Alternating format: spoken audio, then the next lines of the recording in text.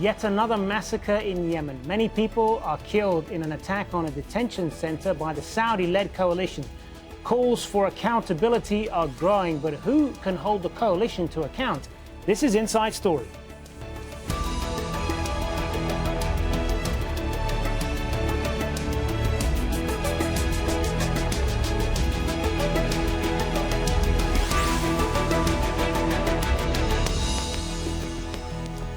Hello, I'm Hazem, Sika. Welcome to Inside Story. Today, we're looking at the latest escalation of the war in Yemen. The Saudi-UAE coalition has bombed a detention center in the city of Dhamar. At least 100 people have been killed.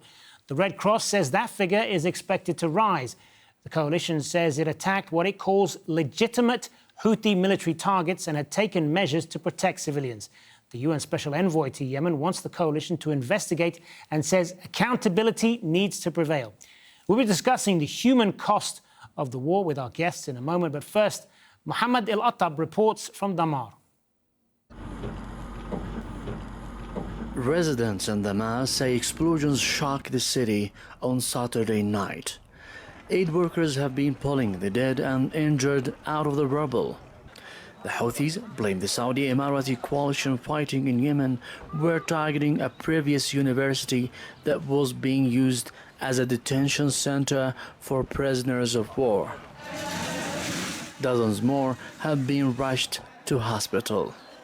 I swear to God, I don't know what happened. We were sleeping at midnight and then there was about 3 or 4 airstrikes, maybe 6. It was targeting the jail. I really don't know how many times it got hit, but it was targeting a detention center in the city of Dhamar.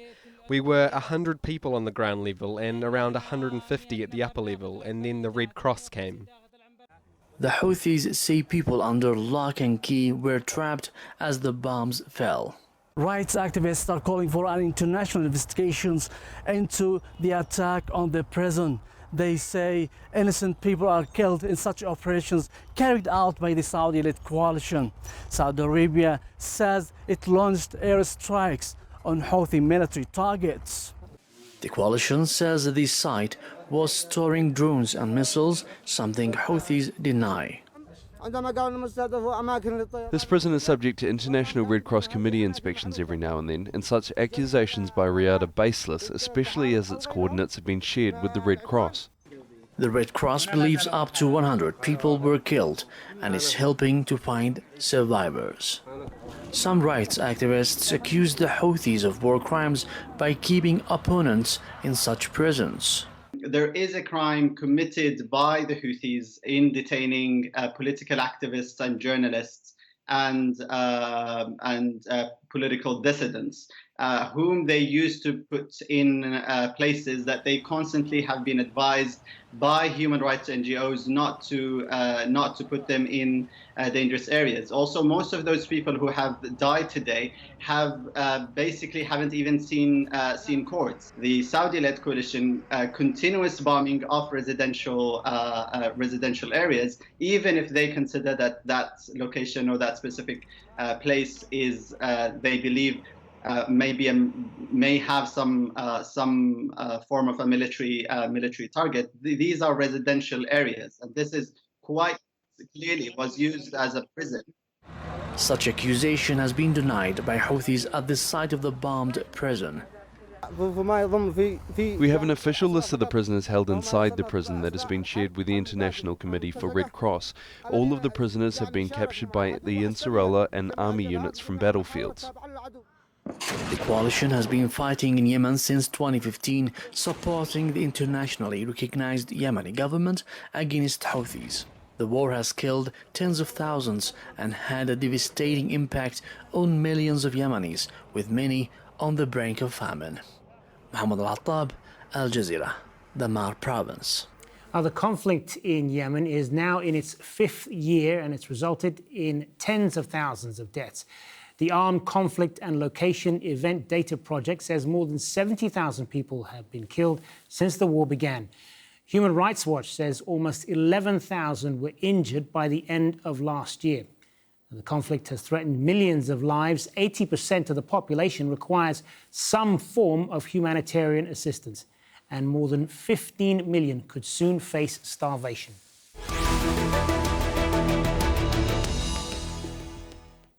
Well, let's bring in our panel now to talk more about this. Joining me here on set is Hassan Barari, Professor of International Relations at the University of Jordan. From London, we have Baraa Shiban, Middle East and North Africa care worker at Reprieve. And joining us from Lancaster, Simon Mabon, Senior Lecturer in International Studies at Lancaster University. Good to have you all with us, gentlemen.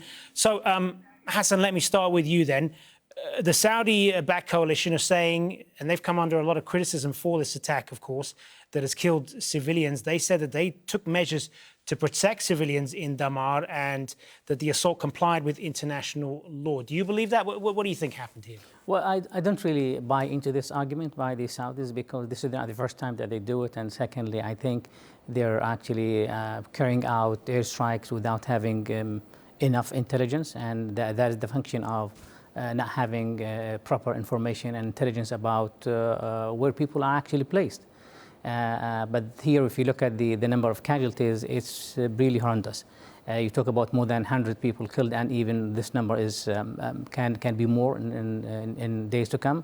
I think one more time, the Saudis don't have enough information. They just bomb out of desperation because they just want to make or send a message that they're still in the war. Given what is happening in Aden and what is happening with their own partners, the United Arab Emirates, I think this is an out of desperation. It's just a shot in the dark, and the outcome, as you see right now, is civilian people are killed. Baraa Shiban, what do you believe happened with this airstrike?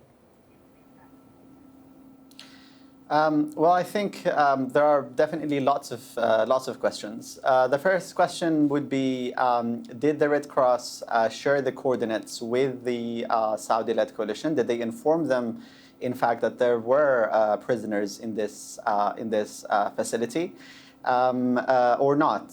So that would be, I think, the first question. The second thing is, I think, as Hassan mentioned, that this is not the first time that civilian structures would be hit. You could say maybe it was a mistake the first time, the second, the third, but there is a pattern of, if they would like to say it, mistakes. So a lot of questions are asked. Now, I don't want to exempt the Houthis. The Houthis have a track record of putting their opponents, including journalists, and I know personally 2 journalists who were placed in a weapon storage facility in Dhamar, the irony, and they were killed by an airstrike taken by the Saudi-led coalition. So what did the Houthis even know? There are lots of questions. Now, if the Saudis did know and they were shared the coordinates by the Red Cross, maybe this could amount to a war crime. Given the nature of the area, Dhamar is a city. It's a heavily populated area, and we have advised the Saudi-led coalition many times, and I would say it again. Try to avoid striking in populated areas. The possibility of civilian casualties is just so high, and it's not even worth the risk. Simon Mabon, I want to get your take on this, and I want to ask you more broadly as well. Will what's happened here in Dhamar refocus international attention at all on the larger conflict in Yemen?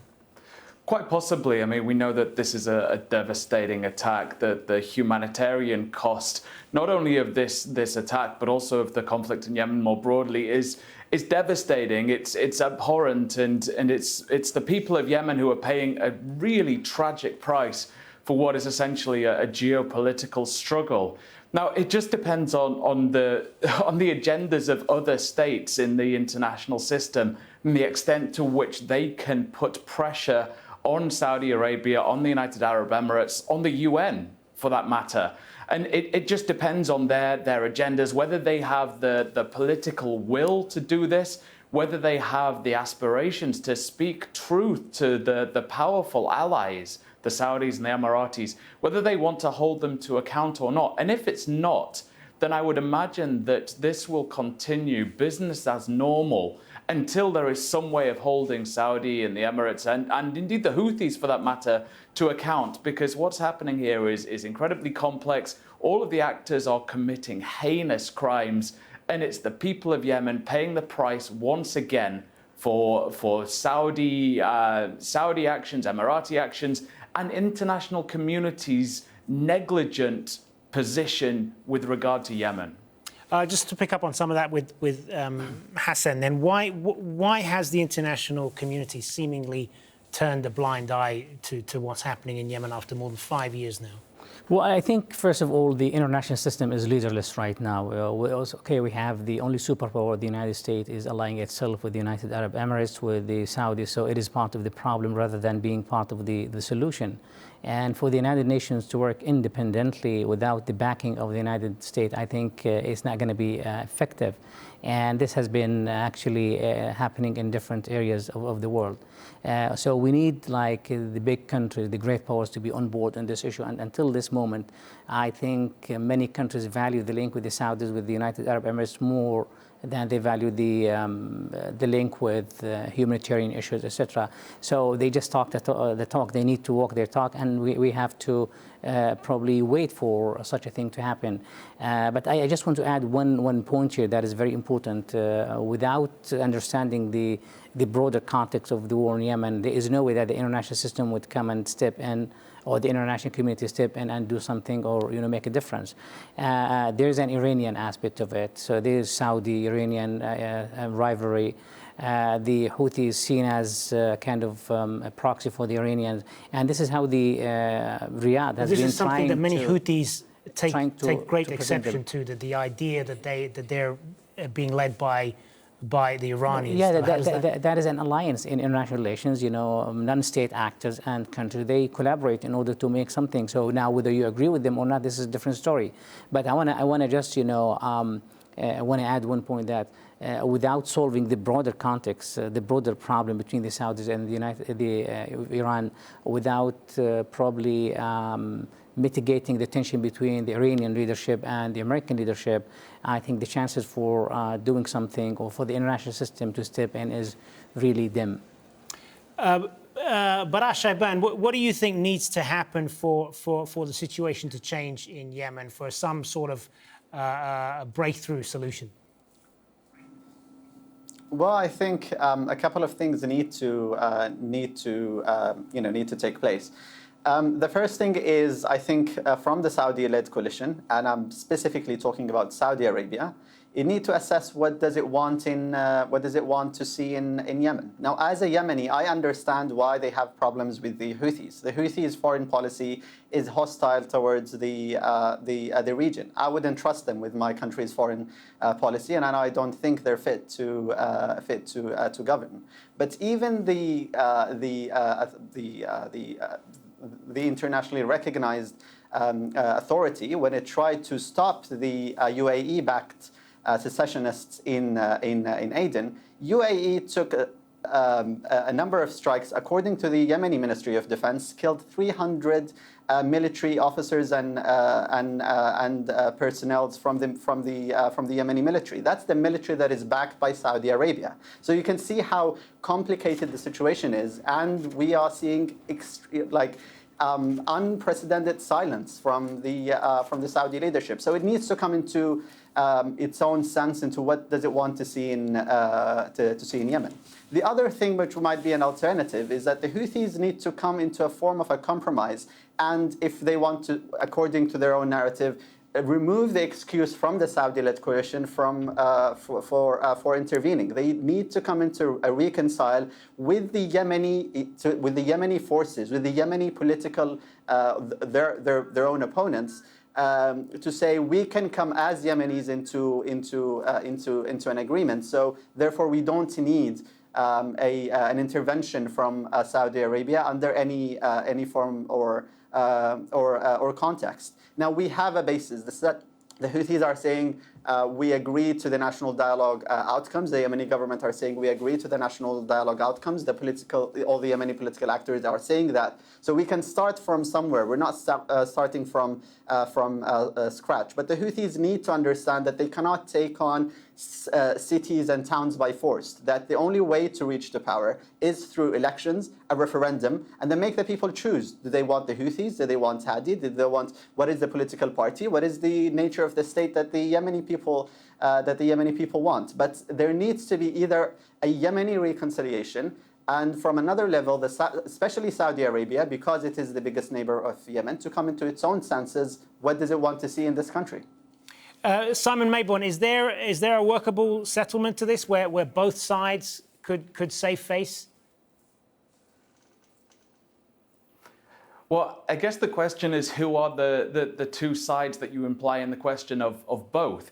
Because if you look at what's happening in Yemen, you have this sense of parabolic forces that are operating. There's the Houthis, obviously, there's the Hadi government, there's the southern separatists, there's all of the sort of malleable tribal, political, economic interests that are moving sort of current-like across Yemen, each of whom have their own interests. And Yemen right now, the domestic scene, is trying to figure out a balance between these different groups over the very future of the state, not just its political future, but the territorial future of the state, which adds a complexity to this internally, as well as the geopolitical dimensions that have been touched on. So it's really difficult when one of the actors actually wants to break up the country. I mean, we know Yemen is relatively young in terms of a state, dating back to the 1990s, 1990, and that suggests that we have these currents, the Southern Transitional Council, who want to go back to the pre-1990 time of a North and South Yemen. So that makes it incredibly difficult to figure out any type of serious reconciliation unless there is a real sense of pressure on the STC from external actors who force them to go to the table within the confines of the Yemeni state as it currently is. But without that, it's going to be really difficult to figure out a solution to this. Hassan Barari, you mentioned earlier how the U.S. leadership could be crucial in all of this, and currently in the Trump administration there is a lack of that right now. If that were to change, what could the U.S. do to apply pressure on both the Saudis and the Houthis in Yemen?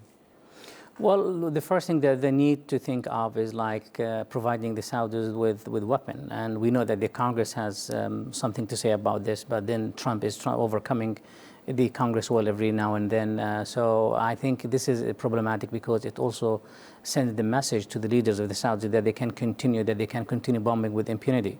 And because, you know, Crown Prince Mohammed bin Salman knows pretty well that his back is covered by Donald Trump. So without doing something here in this area, I think there's nothing that would limit Mohammed bin Salman, because he understands the formula of cost and benefit. So until this moment, the Saudis are not really paying a big price. I mean, I know that they're paying a lot of money. They are not winning the war. They are embarrassed because of this situation after 4 years. And until this moment, now they're defending the Saudi land instead of actually cornering the Houthi. And on top of that, the war has generated another war. That is a civil war within the southern part of Yemen that the proxies or people loyal or allied with the Saudis fighting those who are allying themselves with the United Arab Emirates. So the United States should take a stand here, and they are not doing this simply because Trump is happy with what he's doing right now. He's getting all the money from the Saudis. They're investing in his economy.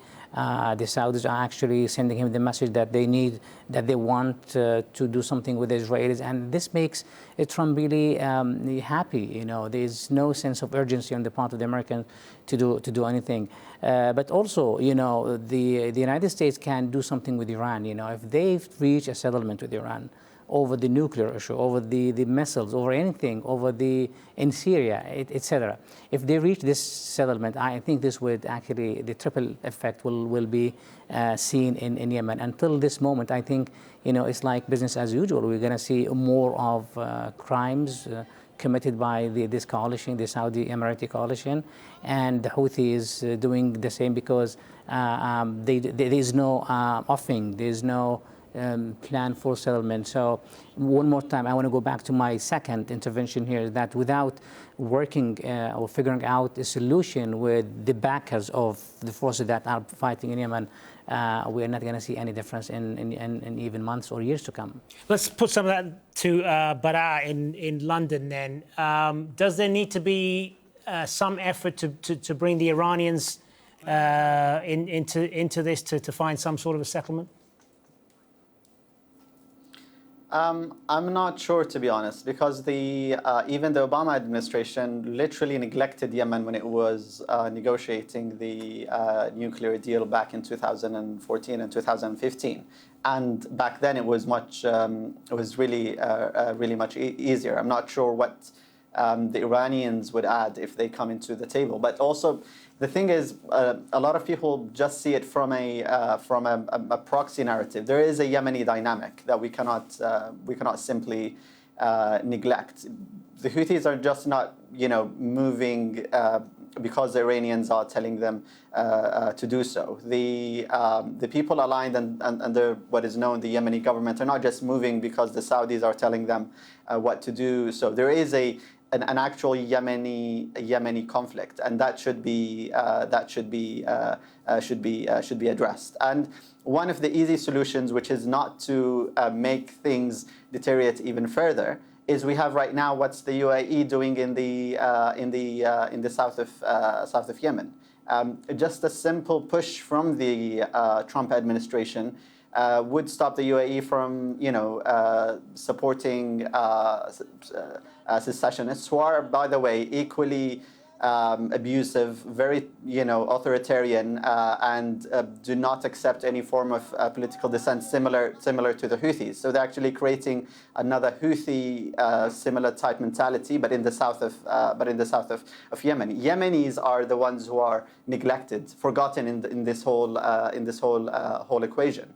And I think, again, you need to put it back into a process that would allow the Yemenis to step in and take leadership. And I've said this many times, and I say it now again. In 2015, I told this to the Houthi leadership: if you think the national dialogue outcomes are not popular, make it to a vote. Let the people choose if this is what they want for their country or not. Simon Mabon, how do you see this playing out then? Do you expect more of the same in Yemen? Yeah, I do. As your other guests have suggested, without any serious change in the pressure put on the various actors involved, not only in domestic Yemeni politics, but also those regional powers that are trying to manipulate what is essentially a civil war. Without that pressure, then we'll see the continuation of the status quo. We'll see business as usual, and we'll see millions of Yemenis really struggling to live their lives on the brink of starvation and risking death and devastation in their lives. Something has to happen. It has to come from international powers to stop those regional actors from manipulating what is essentially a civil war in Yemen that has taken on regional dimensions as various actors try and increase their influence and position across regional politics. So it's a complex, multifaceted conflict, but there is something that can be done. It just has to come from those at the top of the international system who can put pressure on the various states. But that has to be done. Without it, we'll see the same thing continuing. Hassan Barari, if the US has no appetite to put pressure on the Saudis in all of this, then where else should we be looking for leadership? I mean, can the Russians do anything? Can the other big powers like the UK, France do anything here? Well, they can probably help the parties talk to each other, but at the same time, the one who can make the difference is definitely the United States. Short of their own intervention in this crisis, I think, as you said, as Simon also said, we're going to witness the same thing, like business as usual. But I think where the international community can step in is in the humanitarian dimension. The fighting, if it continues like this, like more Yemenis would be actually one step away from the famine and starvation, and also malnutrition in Yemen is dominant. So this could be changed with the help of the international community. But for this to happen, there should be a way. I mean, without even minus the United States, they had kind of an agreement in Al-Hudaydah and in Sweden. So this could be activated again and probably at least focus on the humanitarian dimension and leave the parties until the conditions are there for a political settlement. All right, we'll have to leave it there. Thank you to all of our guests, Hassan Barari, Baraa, Shiban, and Simon Mabon. Thanks very much for being on Inside Story. And thank you, as always, for watching. Remember, you can see the programme again anytime by going to our website, aljazeera.com. And for more discussion, you can go to our Facebook page. That's facebook.com/AJ Inside Story. You can also join the conversation on Twitter. Our handle is @AJ Inside Story. From me, Hazem, Sika, and the whole team here, bye for now.